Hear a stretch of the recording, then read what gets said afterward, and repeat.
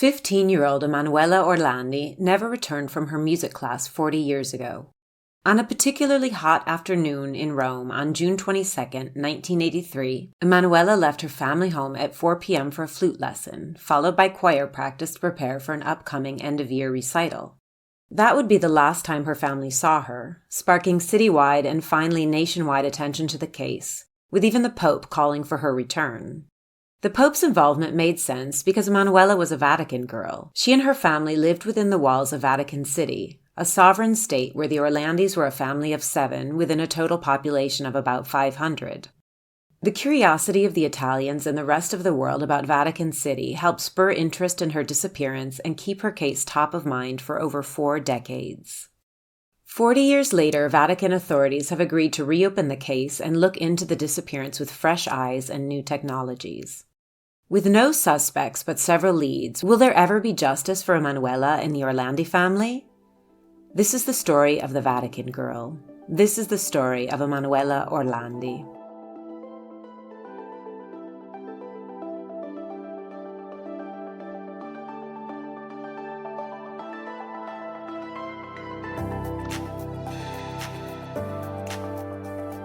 Hello and benvenuti to Italian True Crime. A Dan Brown novel come to life. This is how a UK reporter described the mysterious case of Emanuela Orlandi. Emanuela was born in Rome on January 14, 1968. This was the Rome of filmmaker Federico Fellini, a time sandwich between La Dolce Vita and Casanova. Rome is a creative city, and Emanuela fit right in with her musical talent. She excelled in this area, actively pursuing the flute, the piano, and the choir, traveling from her home in Vatican City to Rome every day for some lesson or practice. In late spring 1983, she was a young teenager, 15 years old, with that lively energy of youth, a beautiful girl following her passions in life. She lived with her parents, her father Ercole and mother Maria Pezzano, and her 4 siblings. Pietro was her only brother and a few years older. He was the only son of the family. All of the other children were girls. There was Natalina, Federica, and Maria Cristina. The family had something about them that was different than most. They were a Vatican family. Vatican City is a microstate, completely sovereign from Italy, though located entirely within Rome. It is 0.19 square miles, or about 120 acres, and with a population today of somewhere between 500 and 600 people. It is basically a monarchy, and the Pope is king. Though in some form the Vatican has been around since the Roman Republic, the current solution of a city-state within Rome and with sovereign rule has only existed since a 1929 treaty. The reality of living inside Vatican City would seem strange to most of us. First of all, there is a curfew. The gates close at midnight, and if you arrive late, you have to call the guards on an intercom, who then take down your name. If you have guests to dinner, they must leave by midnight, and only siblings and parents of residents may spend the night, no friends or cousins. The dress code is more conservative than Rome, and women who may wear one thing while out in Rome will usually change before they arrive within the walls of their home of Vatican City. Emanuela's father Ercole was a messenger for the Vatican and for the Pope, and he and his ancestors had served the last 7 popes. This really was a Vatican family. It was June 22, 1983, a Wednesday. Any summer day in Rome can be sweltering, but this was noted as such a particularly hot day that even the Romans were complaining. It was one of the main news items that day, that and the Pope's return from his native Poland. The Pope at the time was Pope John Paul II, and every movement he made was news, as was his trip to Poland, as was his return to the Vatican. Coincidentally, the same day Emanuela would disappear. Emanuela was born with musical talent. She had just finished her 2nd year of high school, where she attended a scientific school over the more common classical high school. She would have to repeat Latin and French in her 3rd year, but in music she excelled. She played the flute and piano and sang in the choir. She was rehearsing for an end-of-school show and had her practices at the Accademia di Musica Tommaso Ludovico da Vittoria, only about 2 kilometers from her home. She prepared to leave for 2 hours of music lessons, and she had her flute and a carrying bag with her. But it was really hot even for a Roman. She wanted to avoid the hot, crowded public bus. Her older brother Pietro was home, and he had a Vespa, so he could drop her off and be back in under 30 minutes. Pietro remembers this moment every day of his life. It was his final interaction with his little sister. As any older teenage brother can attest, he told her he was too busy, and there was no way he was going to take her on his moto. And as any younger sibling can attest, knowing full well your sibling is just being lazy, she got mad, yelled a few things to him, probably in a Roman dialect, and slammed the door. And that was the last time anyone in the family would see her. Pietro regrets his laziness to this day and has dedicated his life to finding out what happened to his sister. But as you will soon see, even if he had given her a lift on his Vespa, the outcome would have almost certainly been the same. It wouldn't have changed the future. Even without a ride, Emanuela made it to her music class. She had the flute lesson from 5 to 6 p.m. and then choir practice from 6 p.m. to 7 p.m. She snuck out of choir practice a few minutes early to use the music school phone and call her home phone and talk to her sisters before she started the trip back. Her sister Federica answered, and during the conversation, Federica recalls that Emanuela told her earlier that day a man had approached her, asking her to do some work handing out Avon Cosmetics flyers during a fashion show. He said he would pay her 375,000 lira, about 500 euros today, and that he would be waiting for her answer after her music class. Federica remembers telling Emanuela that this didn't sound like a good idea, and she should come home and speak with her parents before she went off with strangers. When the choir class had finished and Emanuela was off the phone, she headed out of the music school with 3 female classmates to walk together down Corso Rinascimento towards the bus stop where each would take separate buses toward their respective homes. One of the 3 friends, when interviewed, said that during the walk, Emanuela mentioned the job offer with the man from Avon and said that she would talk with her parents. This same friend said that they all arrived together at the bus stop, and as her bus came first, she remembers looking out the window and seeing Emanuela still at the bus stop, speaking with another girl from class, whose name she couldn't remember. This was about 7:20 p.m. In testimony from another girl, she said that Emanuela was walking with them initially, but at a certain point she must have turned around, as she didn't make it to the bus stop together with the group. Back at the Orlandi home, at about 8 p.m., Ercole and Maria, Emanuela's mother and father, initially weren't too worried. Maybe Emanuela stopped and talked with some of her friends at the music school and she would be home soon. By 9:30, however, the whole family was concerned. All the kids knew they needed to be home by then. The family began to contact the music school and travel the streets between the house and the school. By midnight, the Vatican gates were closed. All through the night they looked themselves, and by the next morning the mother Maria went to file a police report. She brought a picture to aid in the search, and Maria remembers the police looking at the picture and telling her not to worry. They told her, "Your daughter isn't that pretty, so it would be doubtful she was abducted. She probably just ran away and will show up in a few days." It also didn't help the Orlandis that in particular in 1983, dozens of teenage girls in the area had gone missing only to return a few days or weeks later, having left voluntarily. This continued to be an argument from authorities, and the family continued on us insisting that Emanuela wouldn't have done this. But the Orlandis were also resourceful. They quickly managed to get a small article in the newspapers about the disappearance, and this led to the first of many witnesses and leads. There were witnesses that said they saw Emanuela in the presence of a man about 35 to 40 years old in a green BMW and near the seat of the Italian Senate, which was near the music school. Could this be the Avon man? The calls to the family began. Lunatics, misdirection, and false leads, something common in Italy in these cases, and which made the family suffer. They tried to discern each call. Maybe one of these was valid. There was one, a man who called himself Pierluigi. He said he had met a girl with a flute, and she was selling Avon products. She called herself Barbara. The flute lessons in the Avon man had not yet been made public, so this immediately made the family and authorities' ears perk up. Only 4 days after Emanuela's disappearance, the Italian Secret Service entered the Orlandi home. They installed a voice recorder in their home. The Secret Service didn't give the family much information, and the Orlandi family did as they were told. After the tape recorder was installed, they received a call from a man who called himself Mario. Mario spoke about a girl who had come to his home called Barbarella, selling Avon products, who sang for him and said she was missing her school's choir concert. All of these details were true, but had never been released, similar to the Pierluigi call. Starting a week after the disappearance, the family printed posters and plastered them all over Rome. Rome woke up that morning, and everyone knew who Emanuela Orlandi was. Even the Pope made a plea on Sunday to thousands that gathered to hear him speak. Though this made sense, as the Orlandi were part of Vatican City, the Pope did not usually get involved, and so this made Italians take notice and analyze his exact words. They found it strange that he said, "I am speaking to who is responsible," and he requested her return.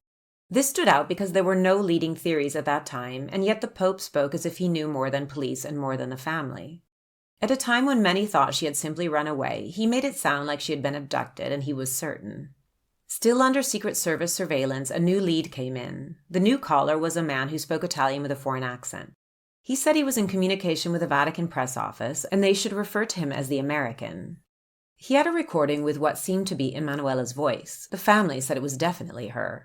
The American said that Pierluigi and Mario, who had called previously, were both part of his group. He said they had abducted her and wanted to negotiate her release with authorities. Pietro now says, looking back, it is crazy how at the time, instead of being angry, they were happy and grateful. They kept saying, "Thank you for contacting us, and please be good to Emanuela." The American gave a deadline for July 20th, that they would kill Emanuela unless the Italian authorities released Ali Mehmet Agca. He was the man that had tried to kill the Pope back in May 1981. If this was true, the case of Emanuela Orlandi went from a young, capricious teenage girl running away to high-level geopolitical negotiations. The theory gained momentum also because, on the day of Emanuela's kidnapping, the Pope had returned from his native Poland, leading the public to believe that the abduction had been carefully planned in an attempt to send a message to the Vatican.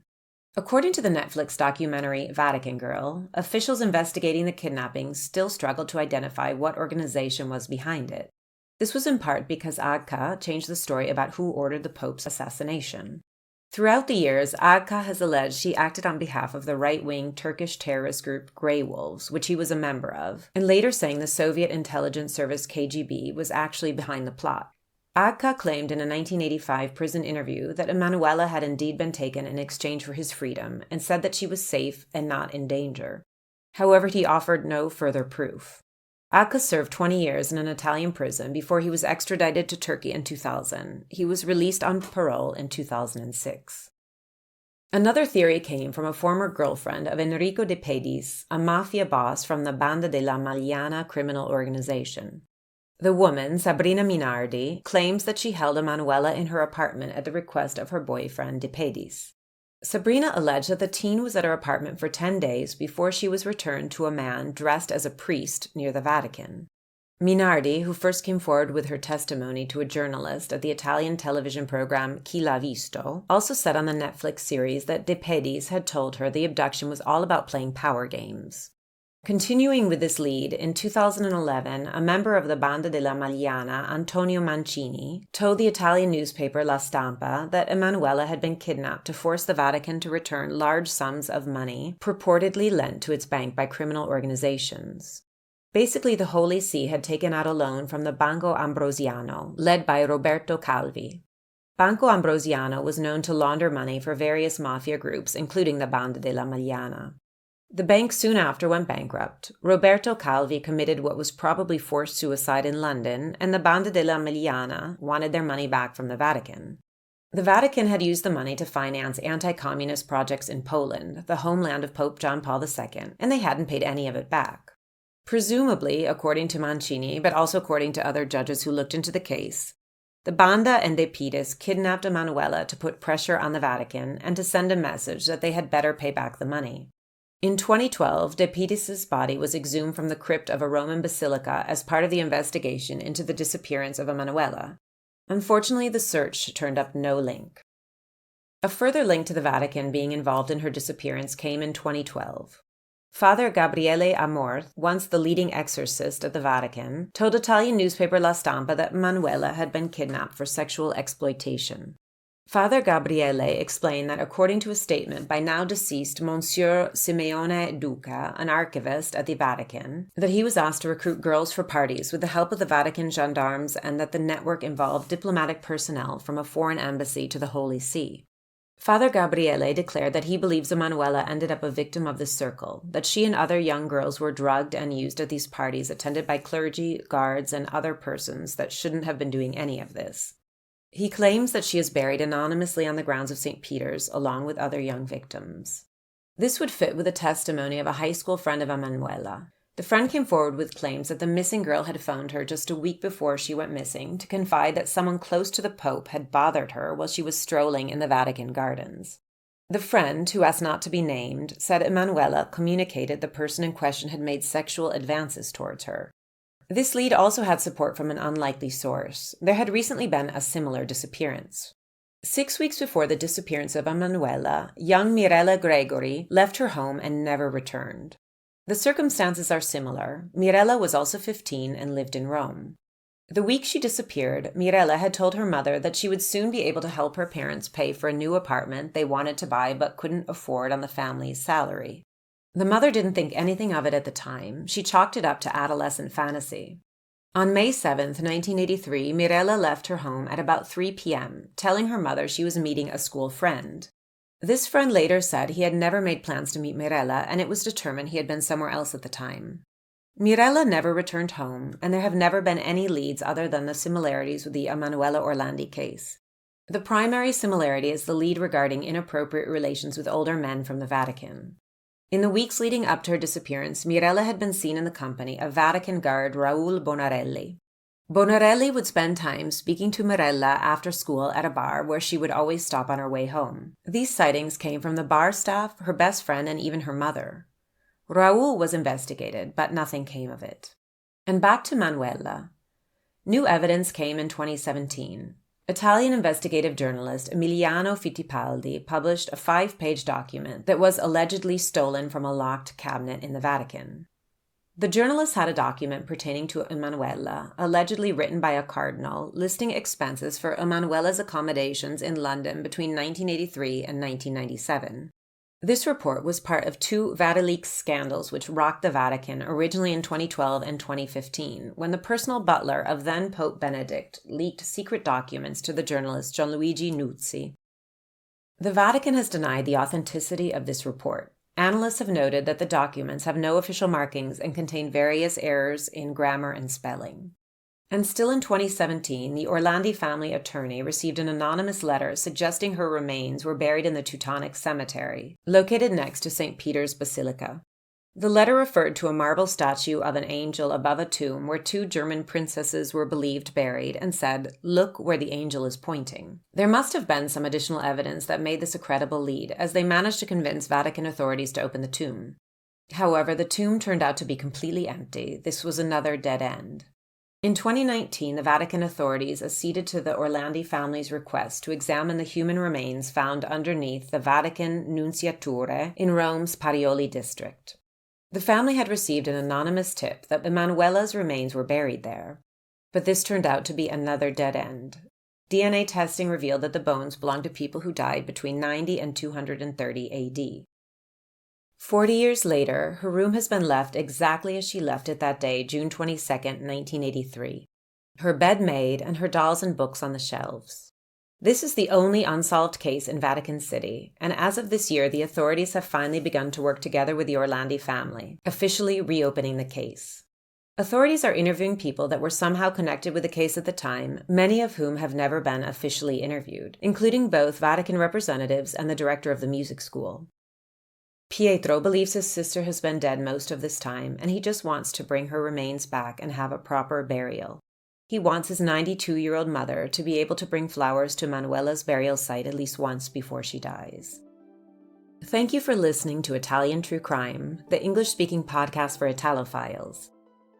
This case has received an amazing amount of attention, much more than the case of Mirella Gregori, even though Mirella's family has tried to raise the profile of her disappearance over the years.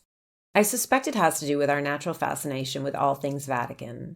While we love Italy, I wouldn't call it love for the Vatican, maybe just a natural curiosity. Or maybe anger about pedophile cases that went unanswered for years, and anger about perpetrators that were simply shuffled around. It is with great naive optimism that we now hope after 40 years new Vatican leadership will perform a thorough investigation and not be afraid to find out the truth.